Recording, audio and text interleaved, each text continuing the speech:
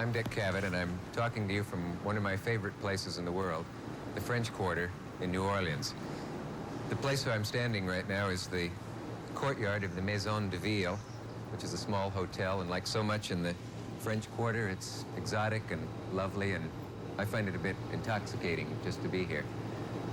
This place was an elegant private residence at one time. It had slave quarters, which you can see to my left. All of that was the slave quarters. The bricks that I'm standing on, looking at, are 250 years old, and the foliage is lush the way you'd expect it to be, and it includes magnolias and hyacinth and lotus and even bananas. It's the kind of setting where you might expect to see one of America's legendary playwrights, Tennessee Williams, sitting and having a quiet drink and perhaps talking eloquently. As luck would have it, that's exactly what you will find here if you come back and join us right after this message. What you're seeing now has to do with a stroke of luck. I found that Tennessee Williams and I happened to be in the French Quarter of New Orleans at the very same time. It's hard to come down here without thinking about Tennessee Williams and Streetcar Named Desire and other things that he's written. And I was delighted to find that he's here, and we are in a, I suppose you would call it almost a too typical New Orleans courtyard. If the movies tried to produce a New Orleans courtyard, it would look like this, but it's a beautiful place. This is more or less professional courtyard since it belongs to a hotel. It's familiar to me, though. I know it. You've lived at the Maison de Ville, yes, I think, haven't you? In that apartment 9. Number 9? Room 9. It's a wonderful old place. And did you write anything in there? Well, I write everywhere. Yeah. That's true. I know you write every day. I want to talk to you about that later. What is it about the Quarter? I always feel, I discovered the French Quarter about a year ago for the first time. I had always lived in America, but never been here.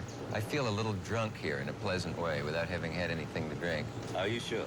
Yeah, I can prove that to you. I've never known anybody who lived, who even visited the Quarter who wasn't slightly intoxicated. By it, you mean? But without booze? With it, without the booze. Yeah, I don't know what it is, but I feel a little, there's a very calming, very relaxed, very foreign feel about it. And yet it doesn't feel like any foreign country that I know. You know what I mean? Yes.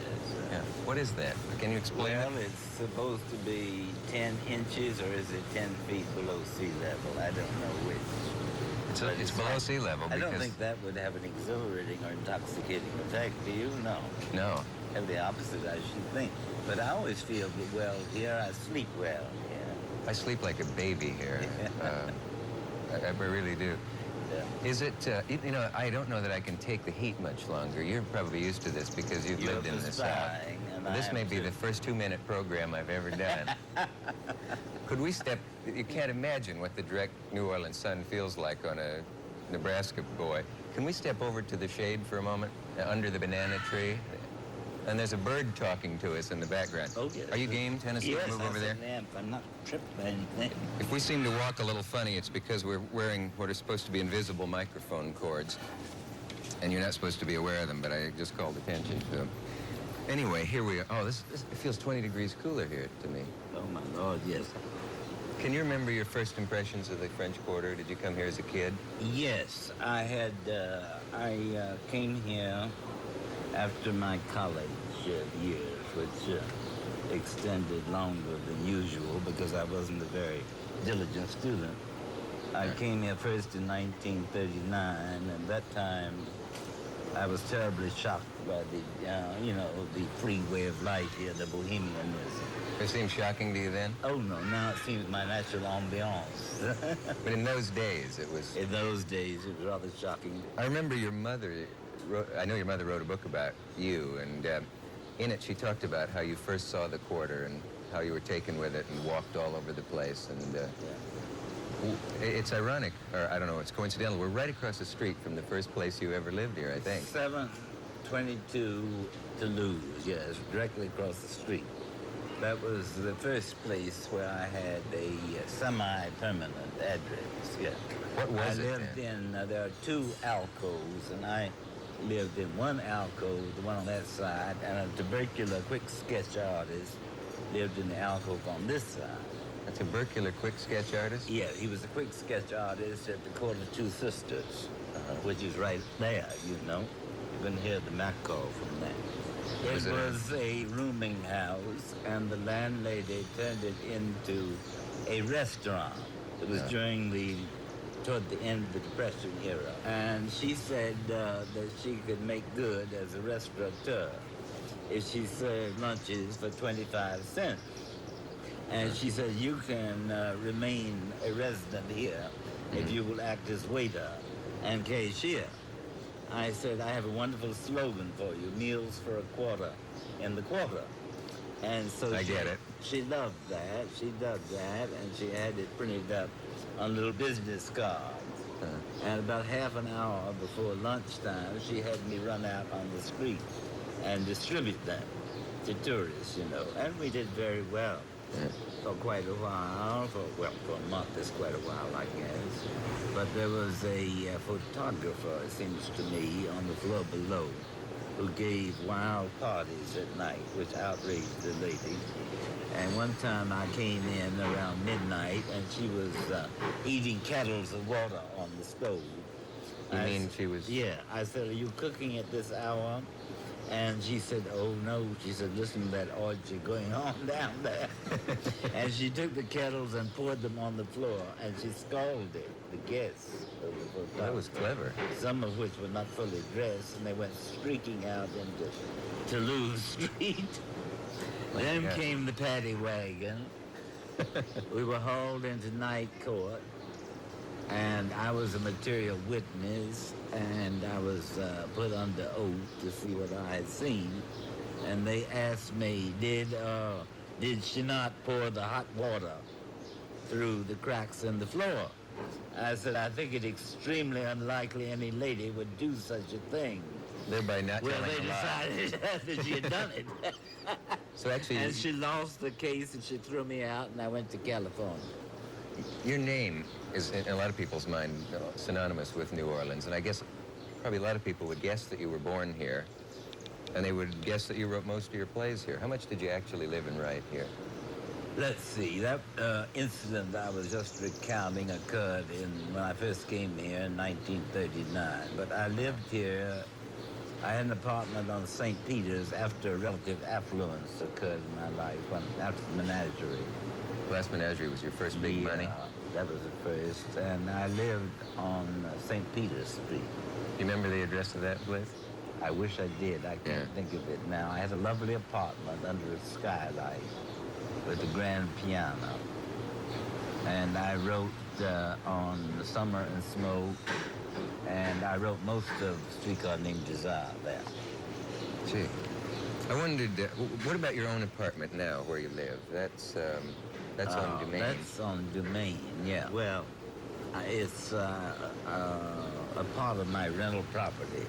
You see, one must have 2 or 3 vocations in life. And if I run out of the playwriting vocation, I can be a you have property to fall back on. I think it's time to admit that I was in your apartment the other night. It's a wonderful place. I got to swim in your pool, and it's a nice pool. I know you swim every day. Do you swim before or after writing? Oh, since I write as soon as I've had my coffee, when I get up, which is usually around 3 or 4 or 5 in the morning, I always write first. Well, I want to thank you for letting me display my superb form. I was in your apartment, and it's one of the most restful places I think I've ever been in. It's very, got those great high ceilings that you take for granted down here. The bedroom has those beautiful long I guess red around curtains. 12, 13 feet high. Yeah.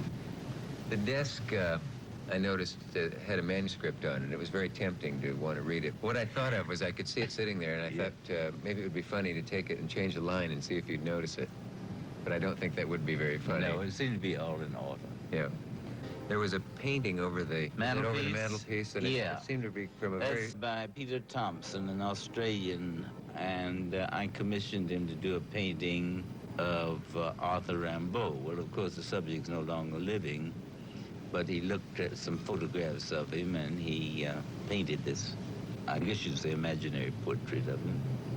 On the mantel, you have some very old photographs. Are those relatives? Yes, one is my grandfather Williams and one is my grandfather Dakin. And between them is my mother's mother, yeah, my grandmother Dakin. But you have a great bed. It's a brass. Yeah.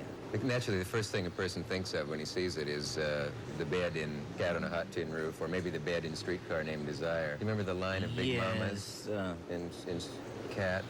Yes. If a marriage goes on the rocks are here, right here. She said, pointing to the bed. Yeah, that's right. But it wasn't a brass bed. It was sort of a wicker bed on a raked stage, I remember. Yeah. And Millie Dunlop delivered those lines. I remember Millie Dunnock saying that line in the Broadway production, and I looked in a script of the play, and in the play it says, "Rocks are there." And I seem to remember her saying, "Rocks is here," and patting the bed. She Was that may change have. made in production? Actors very frequently improve plays, you know, by their own instinct. If you have an actress like Millie Dunham, she will say what seems most instinctively right to her, you know? And you don't fight with the actor then? Not if it sounds right. Yeah. It is in the same cadence as the original line. And the thing I noticed is that Yeah. there are no pictures of you with famous people. No, in actors' apartments there are, you see but they're in awards the- and you see all They're in kinds the of file case, all the awards and citations. Most of them are in the possession of my mother. Your mother's alive. Yeah. Oh, yes. Yeah. Alive and kicking, I might say. Did you have any disputes with her when she wrote a book about you, about how you I were didn't presented? think she described my father very favorably. But then I suppose she had her reasons. We we were not very affluent. He was at first with the telephone company in the capacity of a lawyer. Then he was a traveling salesman. I saw very little of him then. And then he was made sales manager of a branch of the International Shoe Company. And he began to see more of me, and he didn't like what he saw. And we didn't get along well.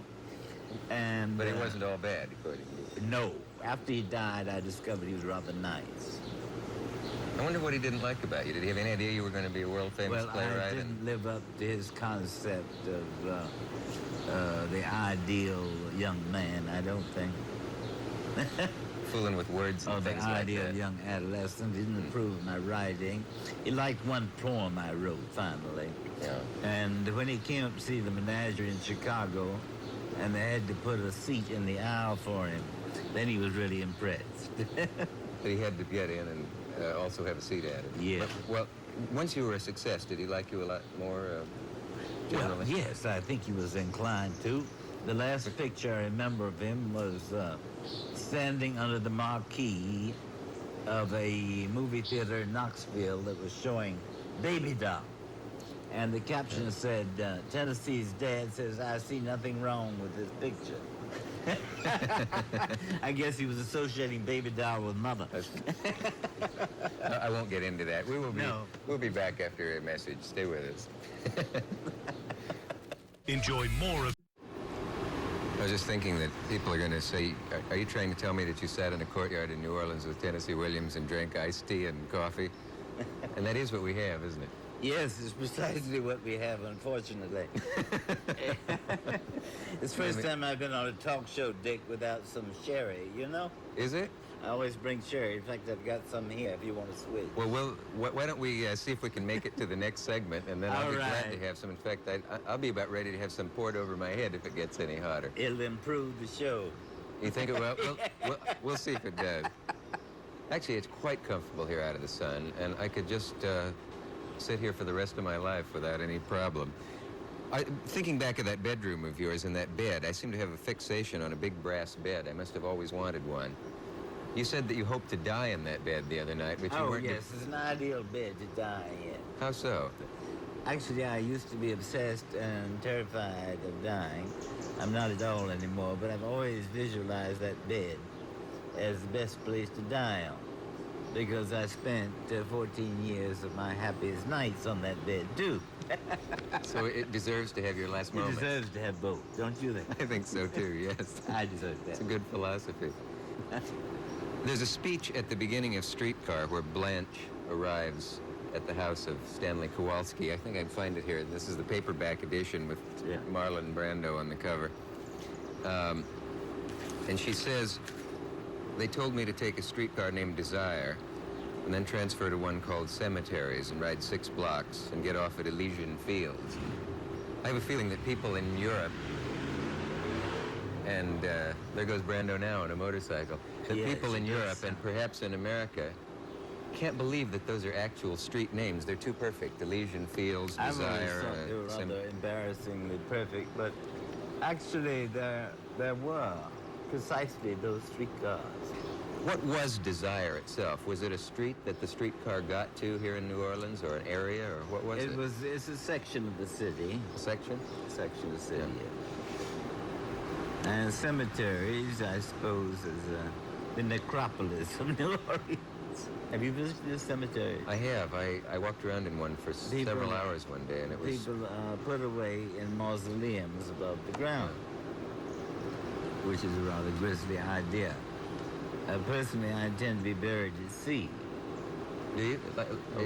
It's in my will. Down one of those chutes and out? Sewn up in a white sack and dropped overboard. Seriously? Certainly, it's in my will.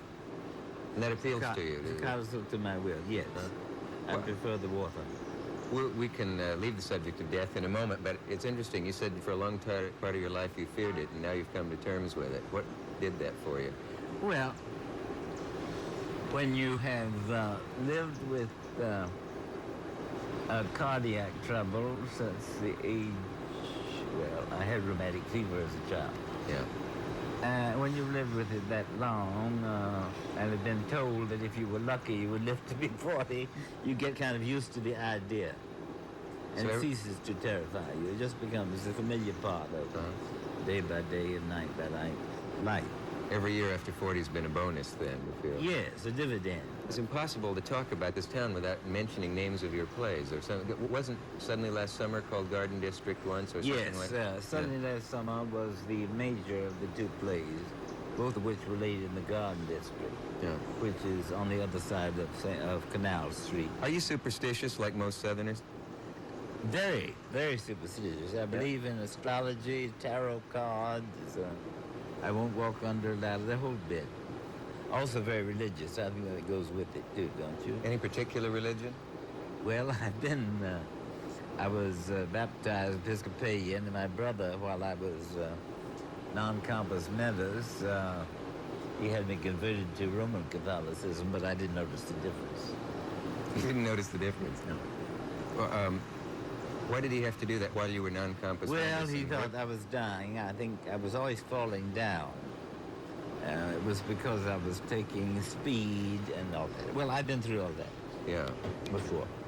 But he miscalculated. Are you at this moment a Roman Catholic? Someone else miscalculated every time. No, because I don't see how it could be, because I don't believe any of the tenets of the Roman Catholic faith. But I wondered if you're superstitious in the sense that a lot of Southerners are who believe in ghosts. This town is filled with ghosts, supposedly haunted houses and all of that. Any experiences with that? Actually, no. I've been in a house that was in England that's supposed to be haunted by a great lady. And I looked all around one night, but I couldn't see a sign of her. There was just a great deal of fog, which is probably what they mistook for the Gray Lady. There's a place here called the Haunted House in the Quarter. And there's that elaborate legend about how 100 years ago or so it caught fire. And when the people went in to put out the fire, they found that the lady of the house, is it Madame Lalaurie, was keeping slaves inside and torturing them, and they found them chained and in various stages of decomposition and torture and decay. And she was driven out of town, really, or she escaped, leapt with her husband into a carriage, and I guess they headed down the river road and got to Paris and maybe alive and well in Argentina by now. This was a long time. The Madame Lalaurie. I'd never even heard of it, actually. Gee, if you keep hanging out with me, you'll learn a lot about your own neighborhood. Do you not know the Napoleon House? Napoleon House I've heard of. I can tell you where the Napoleon is without knowing the street numbers, but it's an ancient house that was The legend is that when they were going to snatch Napoleon from exile, Oh, I didn't there was a know that. plot to get him over here, and it was even a famous pirate. Lafitte? No, it was another one. I can't think of his name. His last name was 3 letters. His last name was 3 letters. Yeah. What's the name of the pirate? He was Q or Rue or something like that. Anyway, they were going to try to get Napoleon, bring him here, and the mayor offered him this house. That's why they call it the Napoleon House. Uh-huh. And there's even a cult of people who believe that the body of Napoleon was not buried where they think it is, that a dummy was buried, that he was brought here, and that he was buried somewhere in Louisiana. Did you know that? I'd never heard that particular legend, no. And it's a great place to sit of an afternoon. If you knew where it was, I'd go and sit there. We have to take a pause. We'll be right back.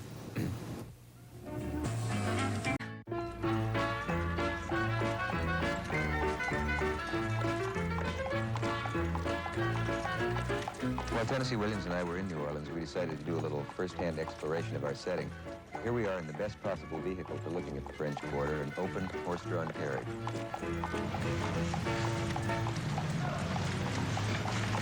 First time I came to New Orleans, I asked where the place with the iron balcony was. The place. The place. I'd always seen that picture, and I thought that was just one house in the quarter that had the balcony. Yeah. Turns out over almost the all up Pentalba. here. Like the Pentalba here. Yeah.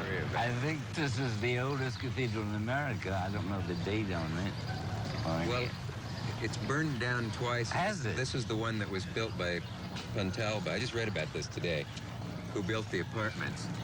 And part of the deal was, since nobody could afford anything then after the Great Fire, he offered to build this church for the city. But the deal was that they would have to give a mass for his soul in perpetuity every Sunday. But I understand they don't do that any longer. I guess perpetuity went farther in those days than it does today. Do you avoid New Orleans on Mardi Gras? Yes, I went through it once, and it required so much drinking to enjoy it. I think it's great to go through it once, but I wouldn't care to again. I usually leave town for Mardi Gras. Yeah. I like the spring festival, the azalea time, which is about now, I guess. These balconies are so romantic, to coin a phrase. Yes, you think so. Do you use yours much? Yeah, I use it for painting. Only painting. Yeah, I don't use as much as I expected because I'm usually here in warm weather when it's, I like to be, when it gets too hot outside then. I guess it's silly to say, is this your old neighborhood? Because you've lived everywhere, all over the quarter. You wish you'd held on to those old apartments? There was one on Orleans Street that I would still like to occupy. We're on Orleans now. Are we on Orleans? Just turned on Oh, yes. Orleans. See, I had this view right up here. And it was very, I really went out in the balcony. There's the apartment right there. The second floor there. With the iron balcony? But yeah, I used to go That was out on yours? that balcony at night. Oh, It was that's a very one. beautiful, that view of the back of the cathedral. Yeah. I used to enjoy that balcony. It's the only balcony I really enjoyed going out on.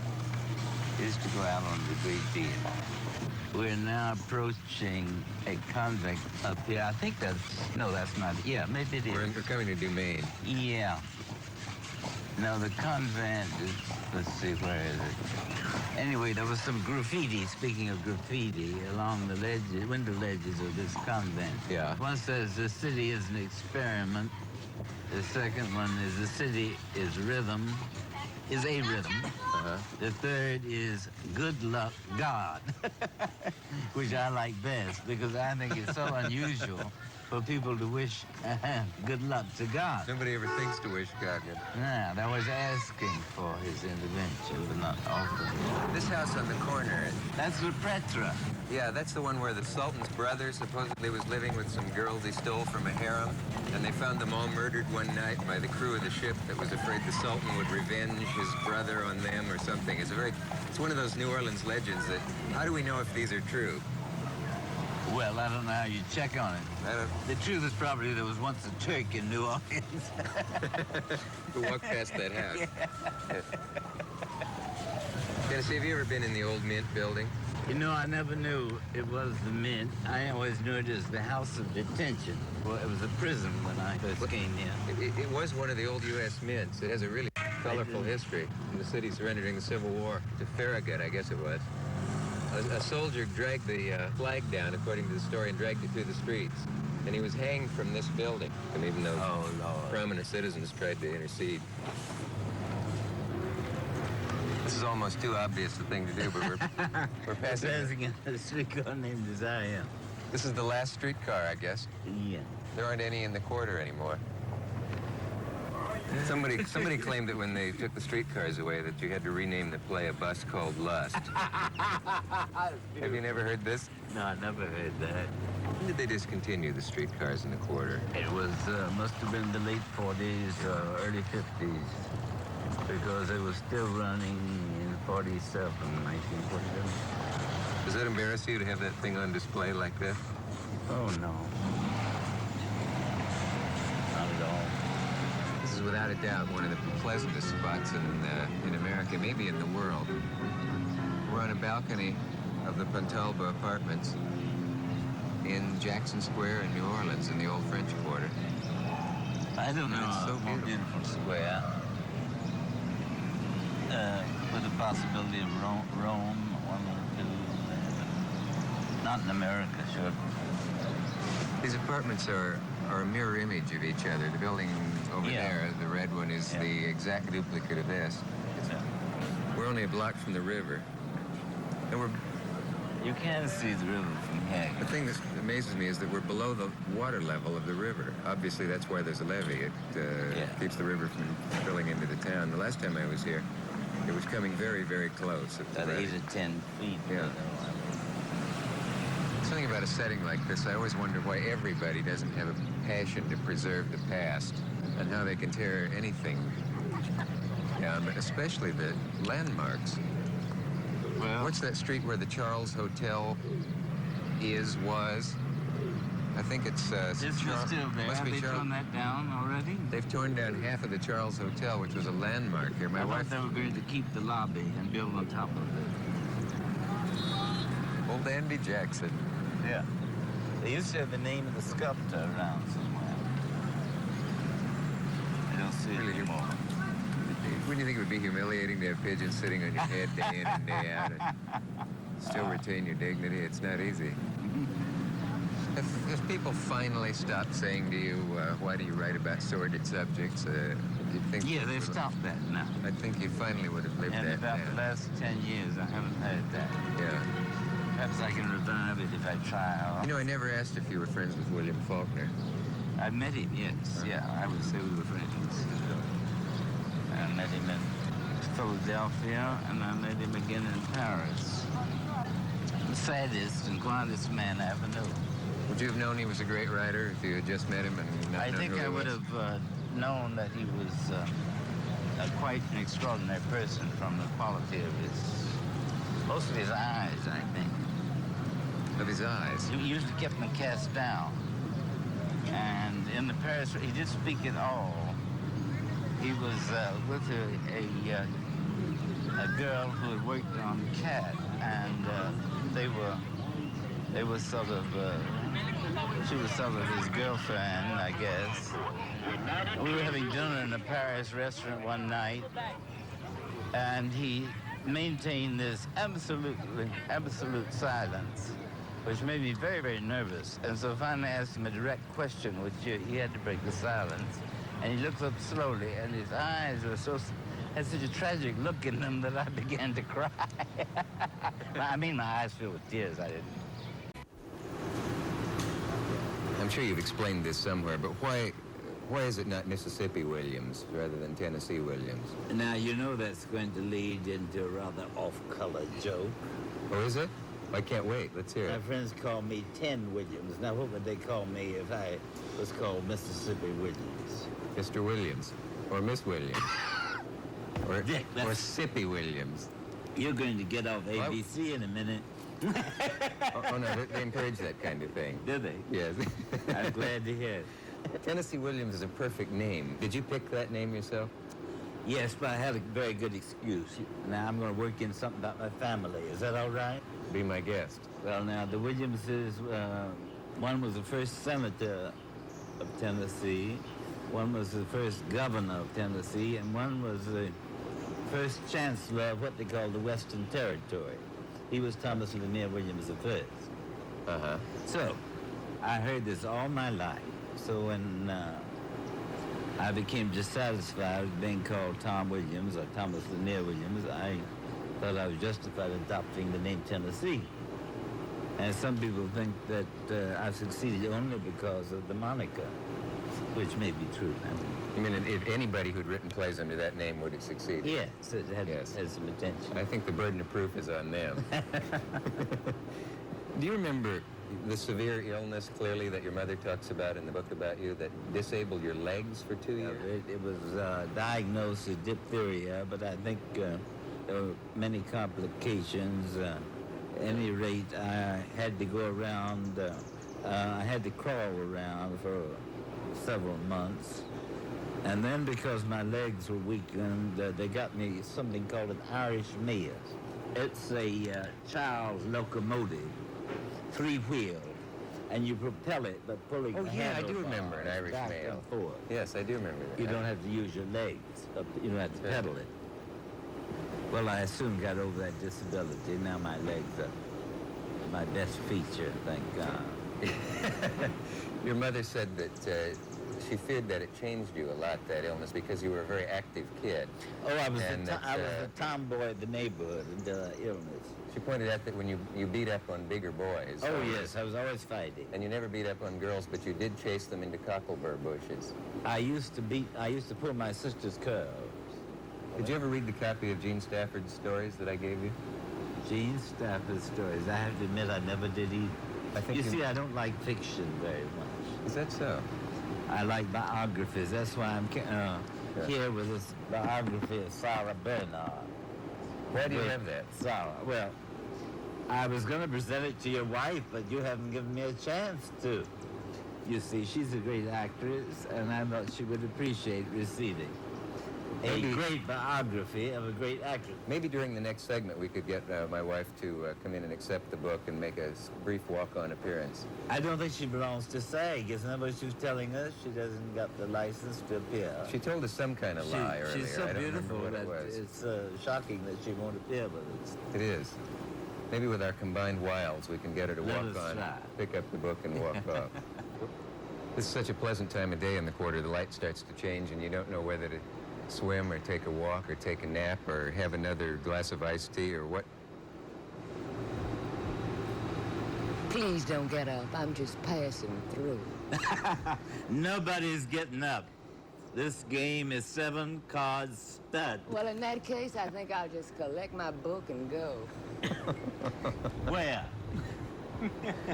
That looked very familiar to me, that woman. I know I've seen her somewhere. It resembles Yeah. my wife to an astonishing degree. You move so much, and you have homes in various places, and you travel the world.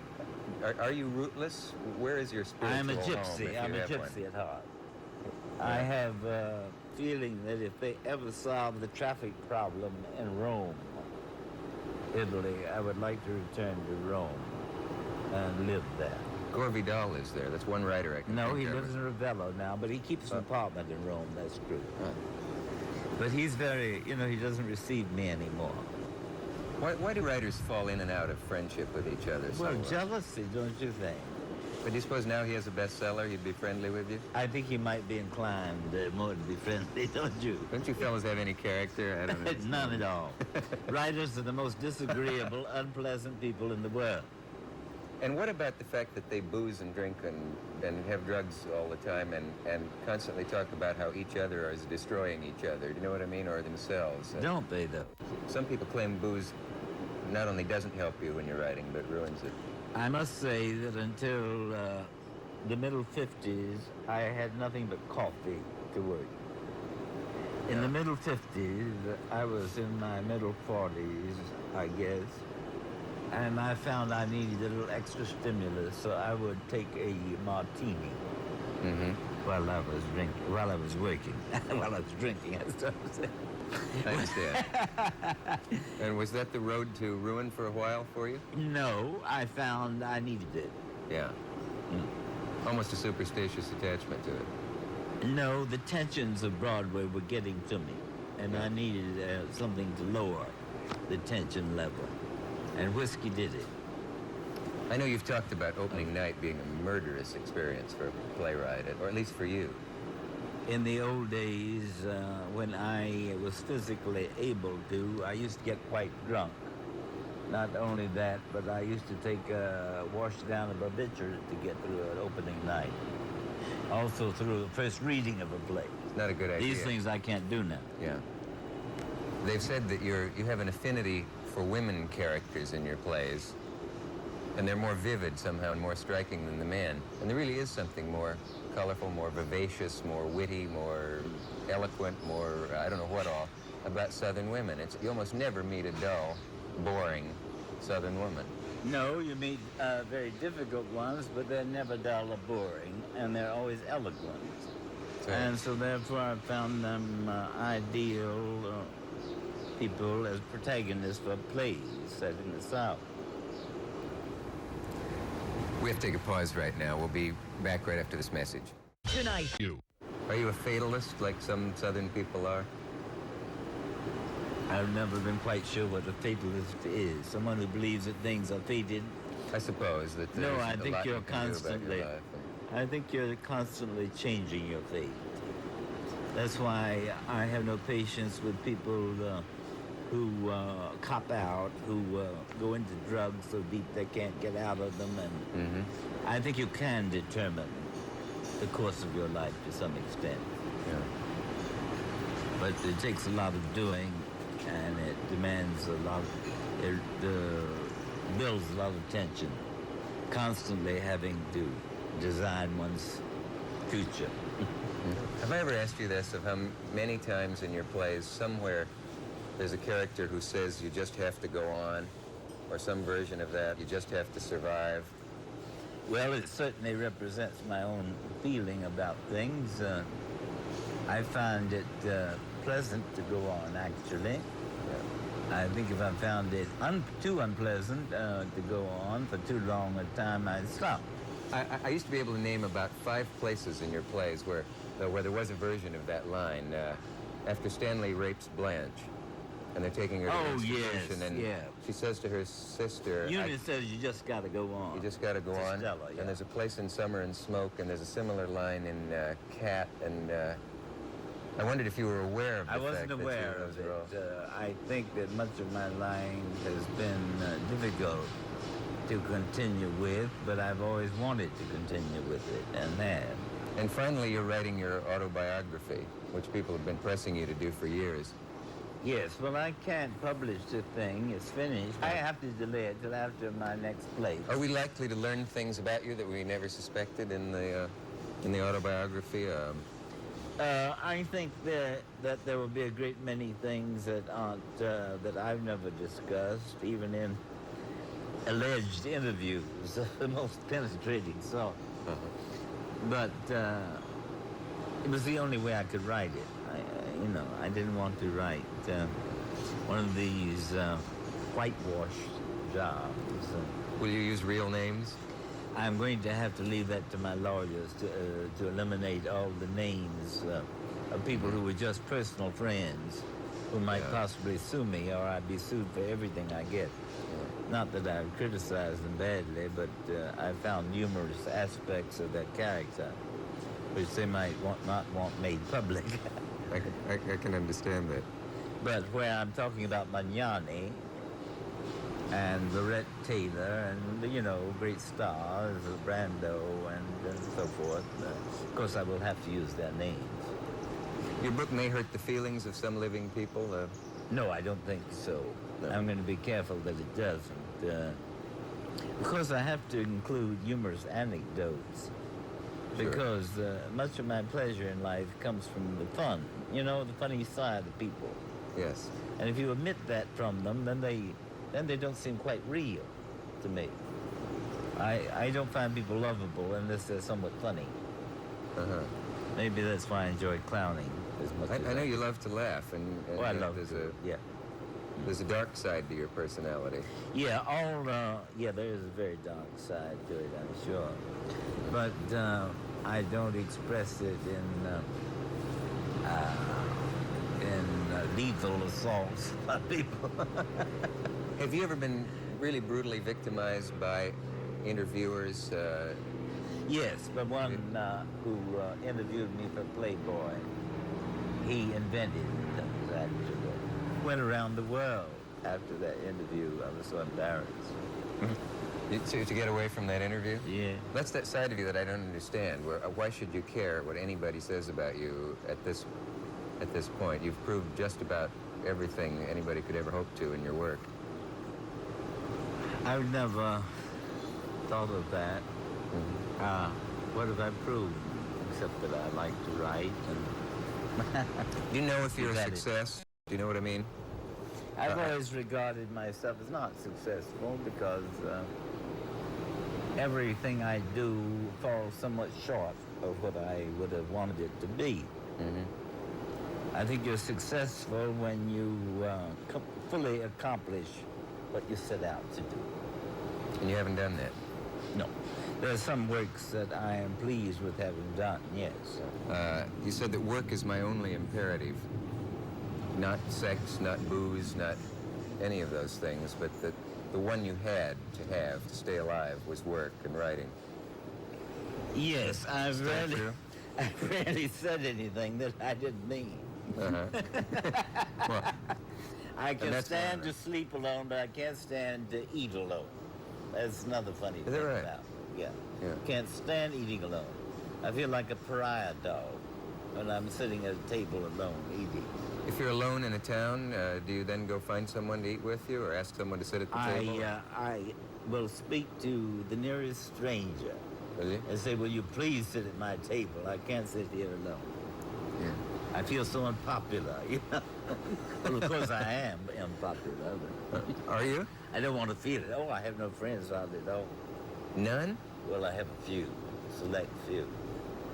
But in Key West, I'm virtually, what do they call it? Ostracized, that's the word. Yeah. I wonder why. Because in the 60s, I was pretty outrageous. And they haven't forgiven you for the 60s? Never. What did you do then that was so bad? Oh, well, one afternoon, I had agreed to let the garden club ladies come to inspect the patio of my house. Mm-hmm. Well, it was a very hot afternoon, and I decided to come home before they were through. And so I entered the door, and I just shouted, out, out, out! You know, and all. To the garden club ladies? Well, that's one of the things that they've never forgiven. That is about the worst thing I ever heard about anybody. I don't know why they didn't throw you out of town. Well, they would. In your autobiography, will you reveal the secret of writing? I don't know it. Or where it comes from? Unless it is that you need to express something. Now, as a child, I was I found it very difficult to talk. After my illness, I was sort of a secluded child. I invented games alone, or else I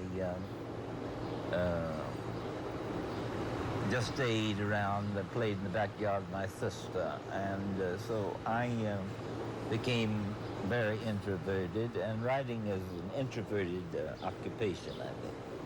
Yeah. It's something that you do alone.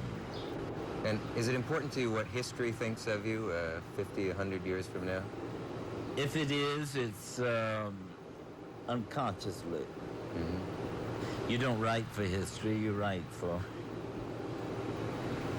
to express yourself now, in the moment of your life.